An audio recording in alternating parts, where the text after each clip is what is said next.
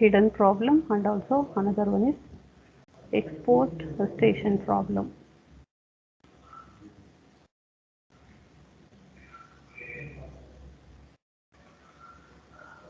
Okay, yesterday we discussed about addressing, how addressing takes place in 802.11, that is wireless LAN. Then we discussed about the hidden station problem and what is the solution for this using handshake mechanism, that is exchange of CTS and RTS message, how hidden problem can be solved. Then we had one more discussion with respect to another problem, that is called export station problem. Okay, so this is the content we have discussed in yesterday's class. So today we'll just and also I think I have explained even Bluetooth, started with the Bluetooth. I explained about the architecture. Okay, the two different types of architectures used in Bluetooth technology. See, Bluetooth technology, you can just give it is an example of personal area network. Okay, so like how we have discussed LAN, okay, MAN and WAN, and also there is PAN. Okay, that indicates personal area network. So this Bluetooth comes under this personal area network. So we have discussed two types of architecture yesterday. That is, one is Piconet, that is a small network. Then Scatternet. So today we'll move on to the layers. What are the layers that is present in the Bluetooth device? Okay, so Bluetooth device has inbuilt short range radio transmitter. So the current data rate, it is up to 1 Mbps. That's what yesterday I have already told. The data rate of in Bluetooth, it is going to be 1 Mbps. Okay, and also the frequency used or the bandwidth used is 2.4 Hertz. Okay, this is a bandwidth or the frequency used for communicating through the Bluetooth technology. So today we'll just give importance to the layers. Okay, what are the layers it is present and how the communication takes place and what is the functions supported by each of the layers. So you can just observe, these are the different layers that is present in the Bluetooth application, audio, okay, profiles, data, L2 cap layer, baseband layer and radio layer. So we'll discuss in detail about some of the new things, that is radio layer, baseband layer and also L2 cap layer. So we'll start with our radio layer. Okay, so we'll start with the radio layer. The radio layer is roughly equivalent to the physical layer of the internet model. Okay, whatever we have discussed now, OSI model and also the TCP/IP model. Okay, so in that the physical layer. So now this radio layer is equivalent to this physical layer. That means whatever the functionalities that is supported in the physical layer of this model, the same thing it is done even this radio layer. The only the name is only the thing is the name of the layer is it is changed.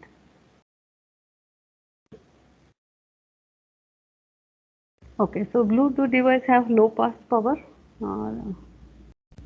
It is having low power and also it can have range up to 10 meters. These are the things I have already told in yesterday's class. So this is the data rate and this is the bandwidth used and also the range. That means how far it can cover the distance. Okay, if I take this as a 10-meter distance, if you know, if your device is secure and it can communicate with the devices that are like around 10 meters. Okay, in case if the device is like more than 10 meters, it may not able to contact. Okay, it is not able to detect also. So this is just a short range technology.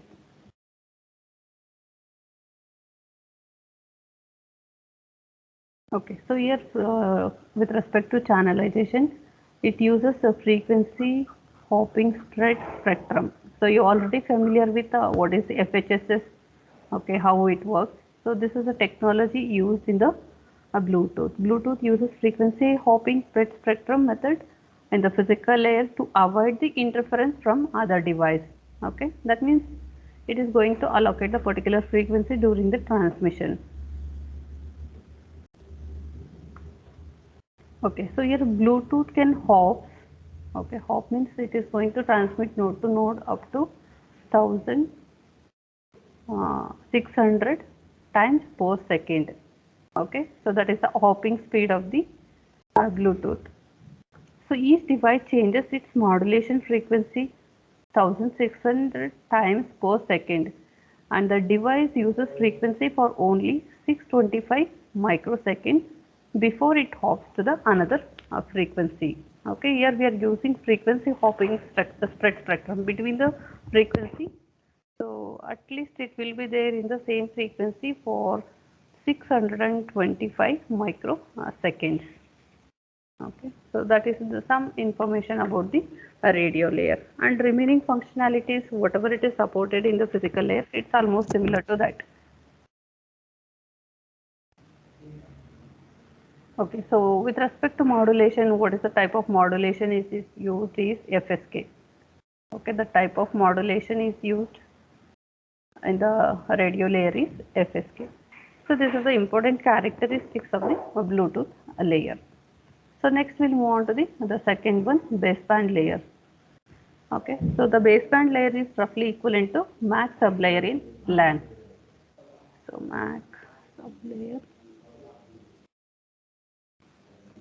So we have discussed now media access control, like what are the protocols we have used to allocate a channel to the device, how exactly the device is going to access the channel for transmission of data without collision.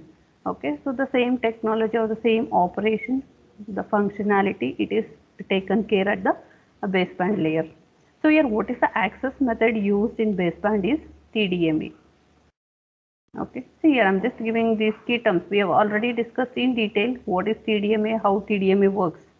Okay, that is time division multiple access. So that means for each device the time slot is given. During the time slot the device should be able to transmit the data. Okay, so here also for each device the time slot it is given up to 625 microseconds. Okay, so these are the important characteristics you need to remember with respect to the baseband layer.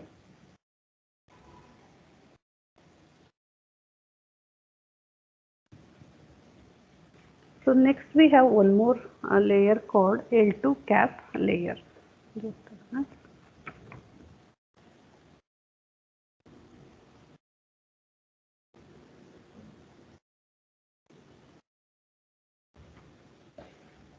Okay, so L2 cap layer, it is nothing but logical link control. You can write the abbreviation. Logical link control and adaptation protocol.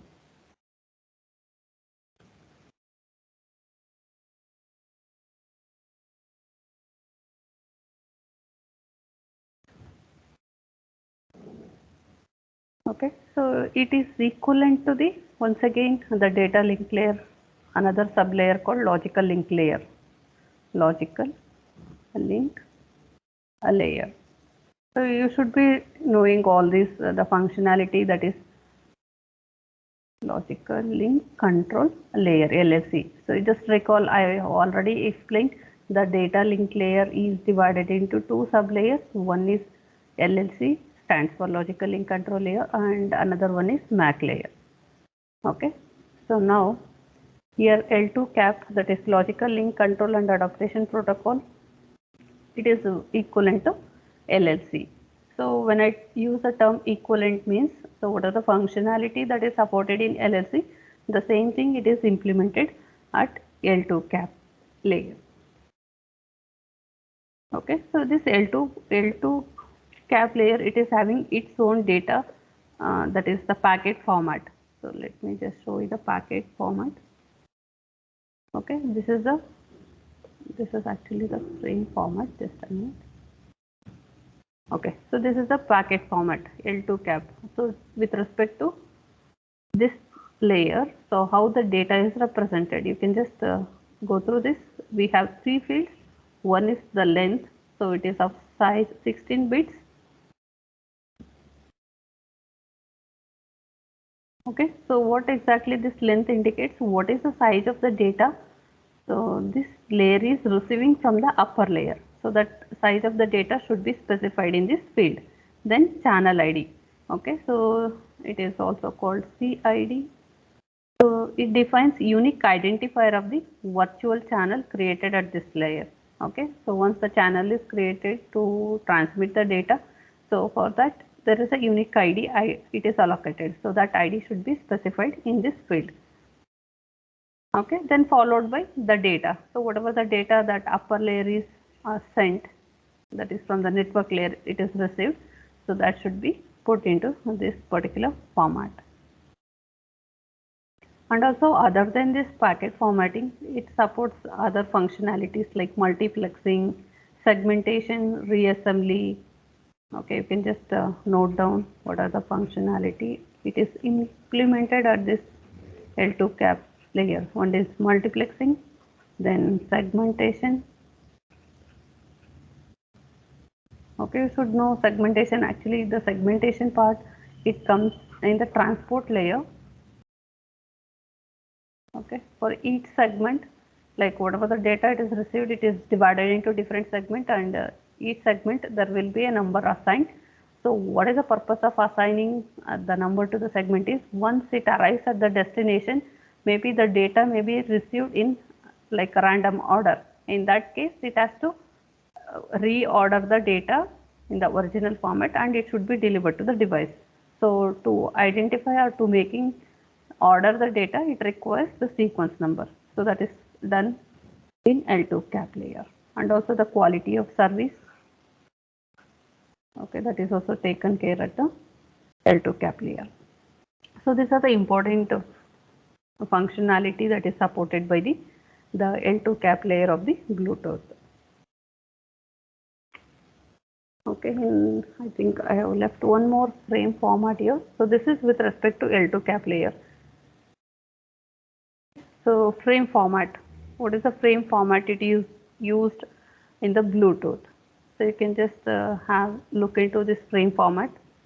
So what are the fields are there? The first one is access code. So the access code, what is the size it is given? It is 72-bit field, normally contains synchronization bits. So see, always try to understand these terms, synchronization. So we are using this term like from the module 2. So you should know what exactly. So synchronization with respect to the timing information. So how it can make use of these bits to synchronize the data transmission. Okay. So if there is no synchronization, we can just recall that like whatever the data it is sent, it may be not predicted in the same way whatever it is sent at the receiver side. So that leads to a lot of problem in receiving the data. So the identifier of the primary to distinguish frame from one piconet to another piconet. Okay, so this access code is going to differentiate the identifier. Okay, so because the frame can be received from one piconet to the another piconet, that is the network of scatter net, you just recall. Then followed by we have header. Okay, it is of size 54 bits. Okay, it mainly contains the address. You can just explore some more information with respect to header. You can see there is a address field. Okay, so that is 3-bit address. Subfield can define up to 7 secondaries. That is just recall yesterday I told you in Piconet up to it can support 8 station in a piconet. So that is 2 power 3. That means 8 station. Among this 8, one is primary station and the remaining 7 are secondary station. Okay, to represent what is the address of the device. So we need this address field. Then followed by we have type. Okay, of size 4 bits. Type of data coming from the upper layer. Okay, what is the type of data it is coming? So that should be specified. So then we have some flag information. Okay, flag indicates like 1-bit information. So here F indicates flow control, and it is set to 1 to indicate that the device is unable to receive more frame. Okay, whenever if the sender is too fast and receiver is slow. Okay, so if that is the case, at some point of time buffer is going to get full, so immediately it has to set this particular field to indicate that the device buffer is full. Then A should be set to 1, okay, for an acknowledgement, okay, for an acknowledgement indicating it uses the stop and wait ARQ protocol. So in stop and wait ARQ protocol, always the sender, it sends the data and it waits for the, okay, it waits for the an acknowledgement. So to indicate that this field should be set. Then followed by we have S, so that S indicates the sequence number assigned to that particular data. And then we have HES, that is nothing but checksum. Okay, checksum, it is used for detecting the errors. Then followed by after header, you can see, so 0 to n bits indicates the variable length data field contains the payload. So up to, what is the value, it can go up to maximum, the value can go up to 2740 bit. It can carry up to 2740 bit information. Okay, so this is the frame format used at the Bluetooth.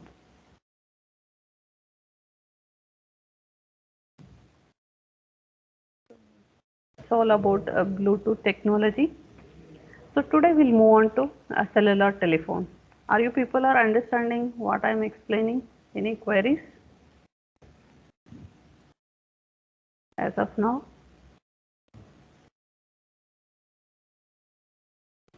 Okay, so if you don't have any queries, let me move on to the next topic called cellular telephony. So I am going to explain in brief how cellular network works. Okay, you can just listen carefully. It is now totally different whatever we have discussed the concept till today. Okay, that is completely about the wired network. Okay, this is wireless network. So whatever the terms I am going to use, what is the technology is used, it is going to be totally different. But here we are not going to discuss in detail, but just we'll go with the understanding of how cellular telephone works. Okay, so cellular telephony is designed to provide a communication between two moving units. Okay, two moving units. That means consider you want to talk with your friend. Okay, you are one person, there is another person. Okay, if you want to communicate, so how exactly it is going to do? So these nodes are not going to be stationary. It can move to any place. Okay, but still you will be connected to the other person. Okay, there will be two moving units called mobile stations. Okay, whatever the mobile we are using for calling now, so those are all called mobile stations, or between one mobile unit and one stationary unit. Okay, so it is not necessarily always both the nodes will be moving. So if you go in depth, there will be one more node called base station. Okay, so this base station is going to be, it is going to be stationary, it is not going to move. So that is called as the stationary unit. So oftenly we call it as a land unit. So a service provider must able to locate and track the caller. So a service provider, so is going to keep track of all the information, so and provide the connection to the who are going to make a dial of that particular number and they want to communicate with other person or to other mobile station. So that will be taken care by the ISP. Okay, so that is service provider. So what is the function of this service provider is to allocate a channel. So as soon as you just dial number and press on call, okay, immediately it is going to contact to the nearby base station. Okay, it is going to contact to the nearby base station, and in the base station once again it is going to contact for there is a stationary unit or the office. Okay, so from there it is going to find out which is the channel that is free. Okay, that channel is going to be allocated to the user. Okay, through that channel the user can start making communication and exchange the information. In case if the caller moves out of range, you just think when you are traveling. Okay, so you will be in the beginning, you will be in the city. So as the time goes on, so you are going far away from the base station, or maybe out of the coverage area, maybe where there is no base station. Okay, so in that case maybe not possible to connect to the person with whom you are talking or exchanging the data. Okay, because there was no network.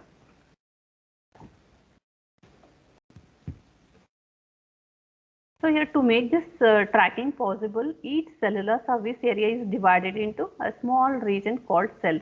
Okay, so whatever the service it is providing, so it can be implemented in the form of small region. Okay, because it cannot cover, one single base station cannot cover the complete city or complete area. Okay, it may cover, I think everybody understand, no, what is the meaning of base station? Yes. So base station, whatever the call you are going to make, it first connect to the base station. From base station, the call is transferred to the other person. It is going to connect to the other mobile station. Okay, it is not directly point to point connection. So it is going to be like this. Okay, so now how exactly it is done? The base station, how they have installed, based on what concept they have installed. So here whatever the area it is there, okay, consider Bangalore city. Okay, the complete area it is divided into small regions. Okay, in each small region there is a base station installed, and that small region we call it as a cell. And there is one big story regarding this cell. What is the meaning of cell? So consider the area, I told the small region. First, initially they started with a circle. They have considered the area to be considered in the form of circle. Okay, like this.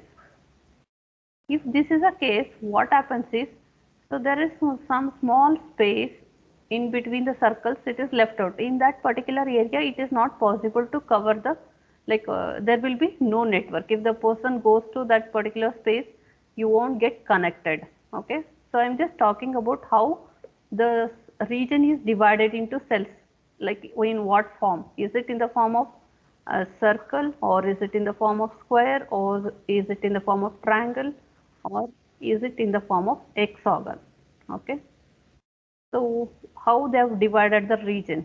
Okay, so they have just tried with the circle. If this is a circle, what happens is, so there will be a lot of space between the circle. Okay, so in that particular space, it is not possible to make a communication. So that's why the area is not represented with a circle. Then if you go with a square, so if you go with a square, what happens is, it may not possible to equally cover all the distance. Okay, so that is one reason they have not considered the square. And also triangle also facing the same problem, the distance between the person.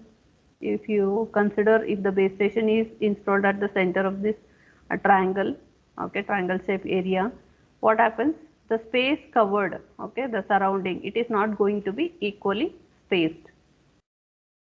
Okay, so due to that reason, it is considered in the form of hexagon.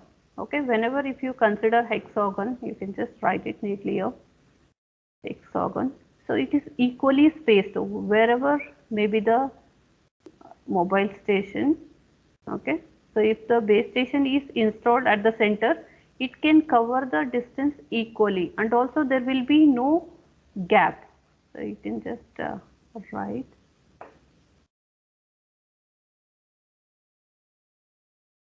Okay, without any gap, it can construct the region. Okay, if there is no gap, then there is no point of disconnecting the call. It can cover the complete area without leaving any gap. Okay, like this you are going to divide the area. It is not, it is just imaginary or virtual. or we can call it as logical. Don't think that they will go with the scale and they will measure and they will divide the cells. No, it is just an logical information, like how the area of the base station is covered, and it is represented, always it is represented with the hexagon. You may get, I think I can show you one diagram. You can see always the area or the cell, it is represented in the form of hexagon. Okay, this is how it is represented. Then you should ask the question, why not other shape? Okay, that's what I explained now. So due to lot of issues with a region covered, and it may be not equally covering the distance due to that reason, so they have moved to the hexagon. So here each cell is represented as hexagon shape. Okay, so each hexagon is called as cell, and each hexagon is installed with a base station.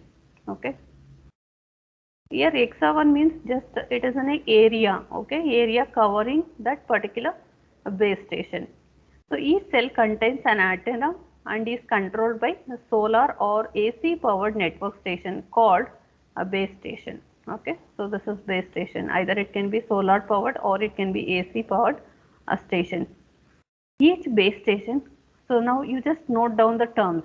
Okay, one I already told, mobile station. Now I am talking about the base station. So each base station in turn controlled by switching office, okay, called mobile switching center. Okay, whatever the base stations are there, no, so these base stations are controlled by another unit called MSC, mobile switching center. Okay, all your billing mechanism, connecting calls, everything it is taken care at this point, that is mobile switching center. So here mobile switching center coordinate communication between all the base station and the telephone central office. Okay, it is computerized center that is responsible for connecting calls. Okay, connecting calls, recording call information.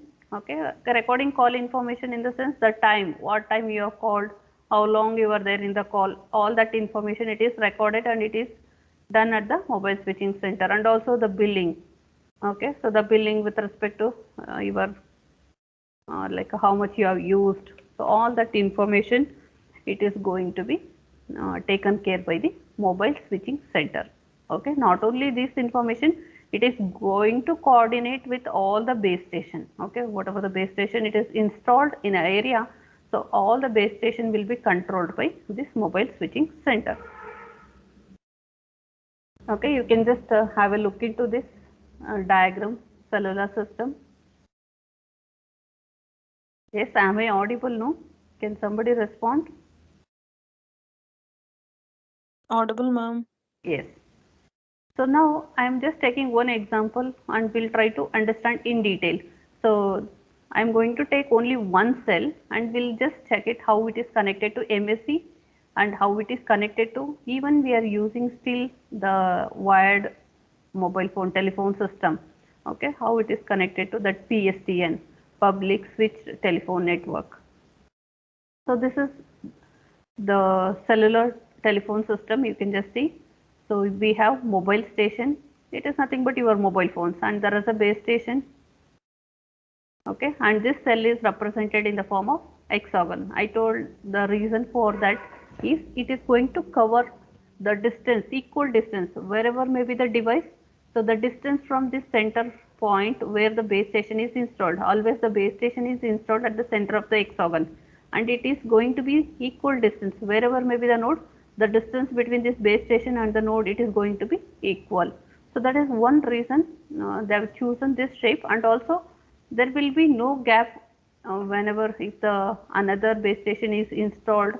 Okay, so it will not be having any gap, so that it covers the entire network and the user may not feel that there is no network in that particular area.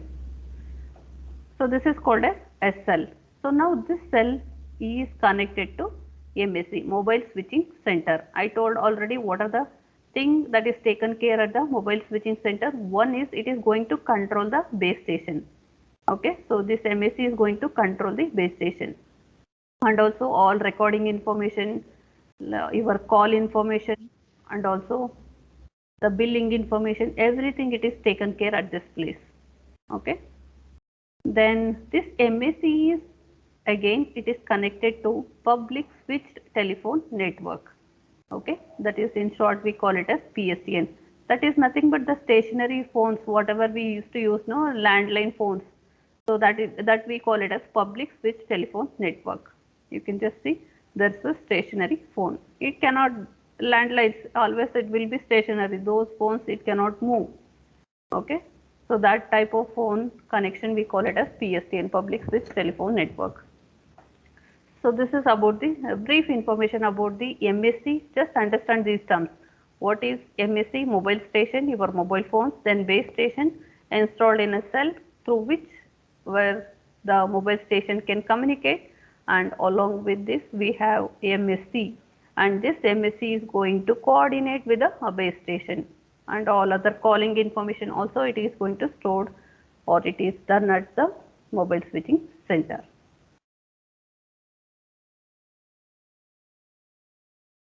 Okay, so what should be the site of the cell?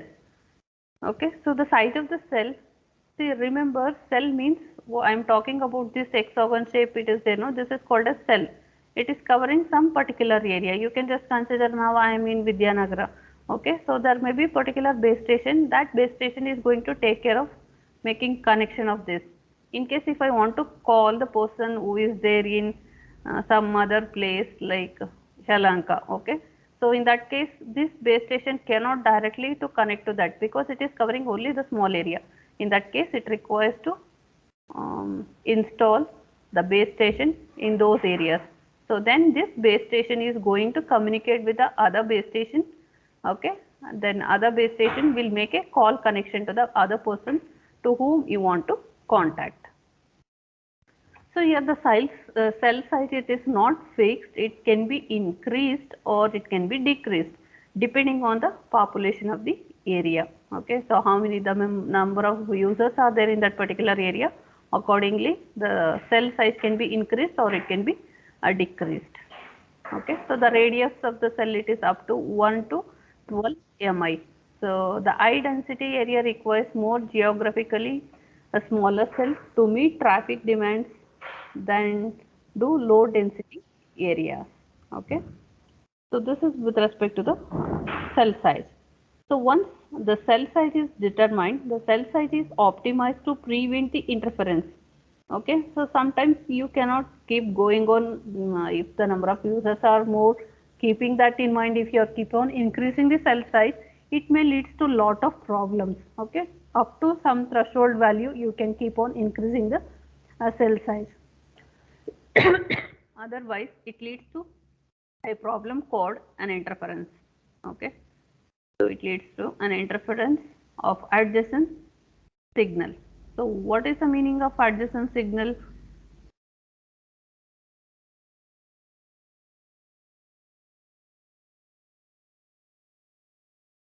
Okay, adjacent signal means the mobile, the phones, MS mobile station phones belongs to the other cell. Okay, so whenever if those mobile phones also if it is transmitting data, so there may be possibility of interference may occur. So now to avoid that we have lot of solutions for that. These are all the concept, basic concept. Okay, so now we whatever we are using those are all advanced concept where we cannot find all these problems we are facing. Okay, so we have a lot of good solutions to overcome with the interference. But you can just have a glance at whenever if you try to call, there may be like yeah, instead of connecting to the person to whom you want to contact, it may be cross connected. Okay, so all that problem still it is there. Those are all challenging only. So the transmission of power of each cell kept low to prevent the signal from interfering with those other cells. Okay, so here even the size of the cell, okay, or how much area it is going to cover, it depends on the power of the base station. Okay, so the power of the base station, always it should not be too low or it should not be too high. If it is too high, it may be interfering with the other base station cells. Okay, So here we are going to discuss some of the important characteristics. What is the time? Okay, I want to complete this topic, so just be there till 9:50. Okay, so 10 more minutes. I'll complete this cellular telephony, so that completes your syllabus. Because I am not getting any more classes tomorrow or today. Okay, so what are the important operations with respect to the cellular telephony? One is frequency reuse. Okay, you need to understand what is the frequency, because there are so many mobile stations and there are so many base stations. So how, for each base station definitely it requires to allocate a frequency, okay, to make a transmission, and the number of frequency available are very limited. Okay, so to overcome this problem they have designed the concept called frequency reuse. So whatever the frequency it is already allocated to a particular cell, the same frequency can be reused with a particular condition. What is that particular condition is? So the neighboring cells cannot use the same set of frequency for communication. Okay. So neighboring cell. So whatever I have given here in the diagram, no. So these are all called neighboring cell. So this is neighboring to this. So now if I draw here another cell, so if consider this is using a particular frequency and the same frequency allocated to this cell can be reused here. Okay, it should not be the neighboring cell. So if that is the case, reusing of the frequency can be done. So why it requires? Because we have limited frequencies. For that reason, so it requires to go for a frequency reuse. Whenever if it is frequency reuse is there, then so you need to remember that the neighboring cells should not use the same frequency. If that is the case, then there will be lot of interference. Okay, so the same frequency if you are using nearby neighbor cell, it leads to lot of interference. Interference means the signals may get overlap, interfere each other, and you may not get the signal whatever you want. Okay, you may not able to clearly get the details. Okay, so how it is done, the frequency reuse pattern? So the frequency reuse pattern is configuration of n cells, n being the reuse factor in which each cell uses unique set of frequencies. Unique set of frequencies. When the pattern is repeated, the frequency can be reused. So there are several different patterns. So I will just explain the two patterns here. So reuse factor if it is 4, okay, reuse factor if it is 4, so only one cell separates the cell being using the same set of frequency. Okay, if reuse factor is 4, okay, the same frequency can be used, okay, with distance of one cell. Okay, so same thing I have given in the diagram here.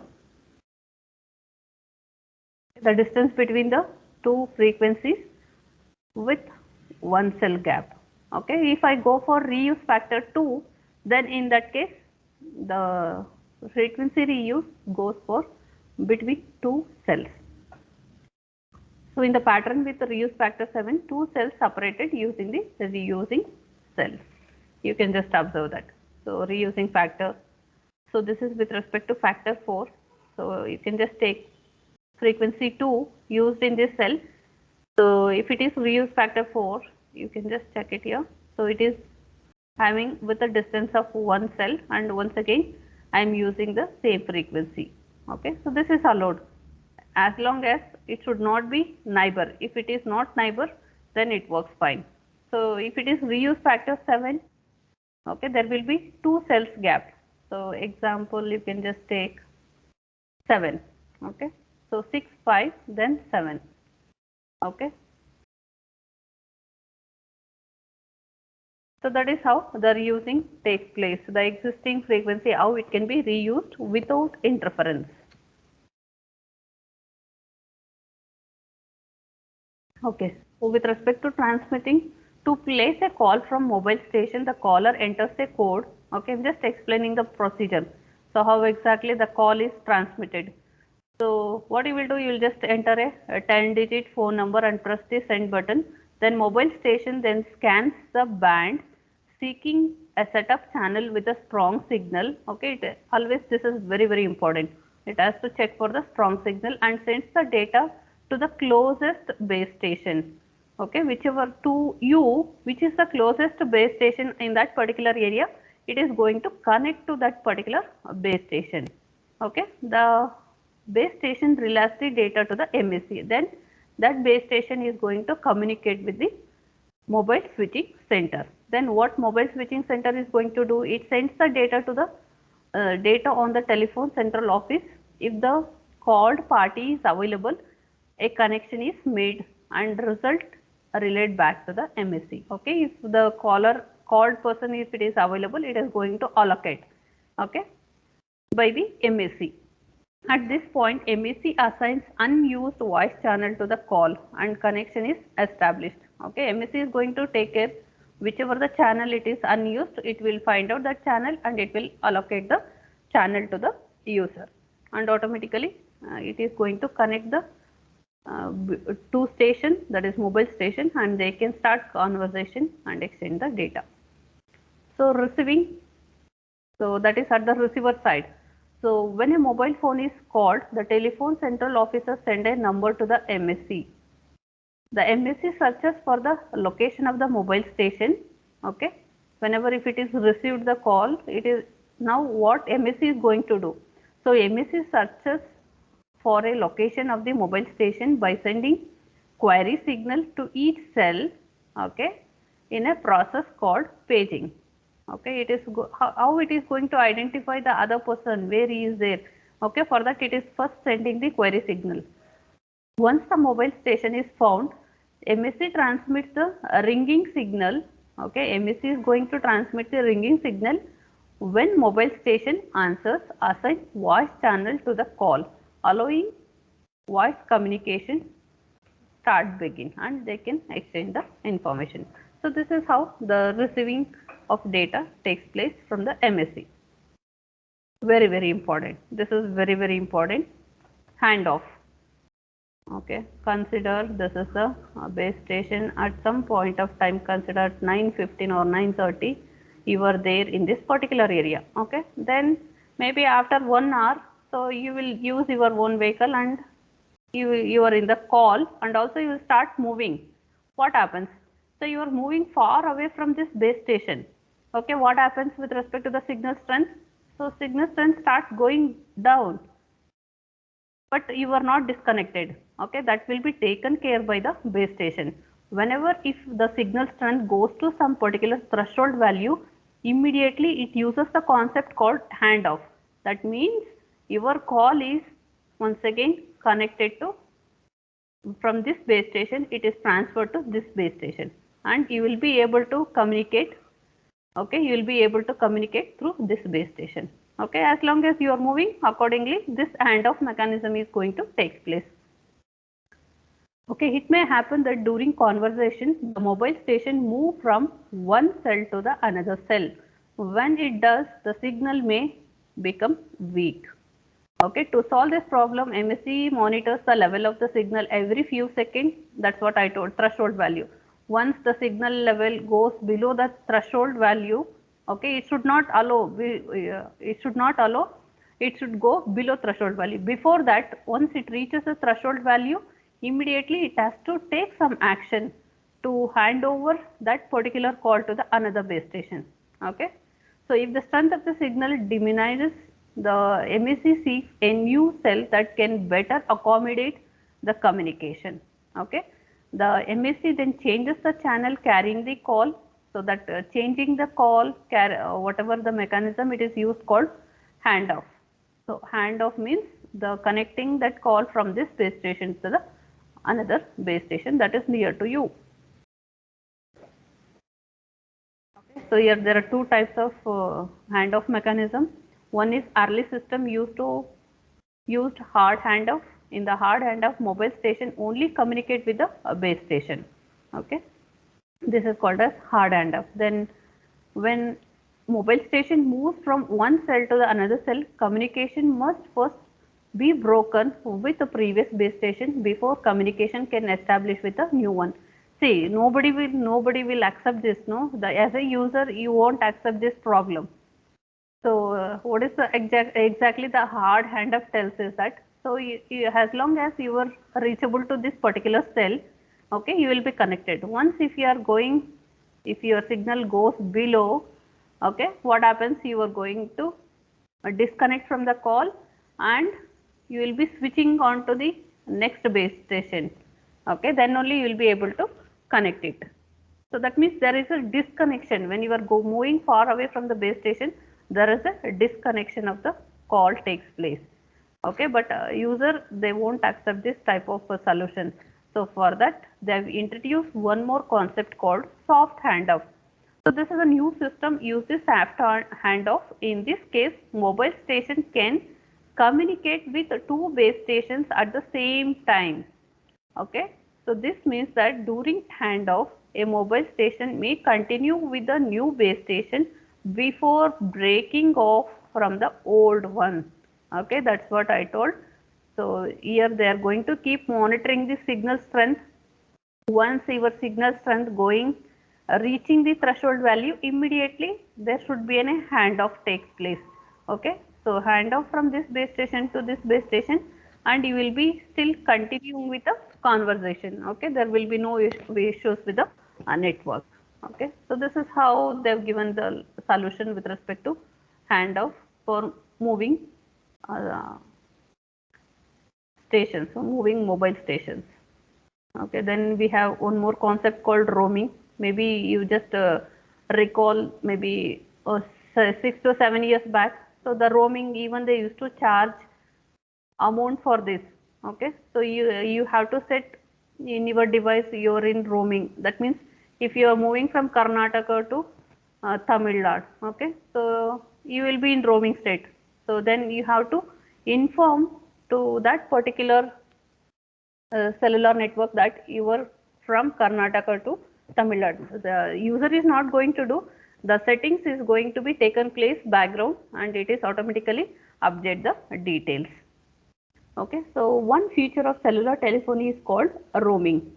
So roaming means in principle that the user can have access to communicate or can be reached where there is a coverage. Okay, so a service provider usually has a limited coverage. Neighboring service providers can provide the extended coverage through roaming contact. Okay, so if you are using the Karnataka SIM, okay, if you are going like some other state, you cannot directly, without any help of this roaming concept, it is not possible to make call, or you cannot do any communication. It is not possible. So for that reason they have introduced this roaming concept. So whenever if you are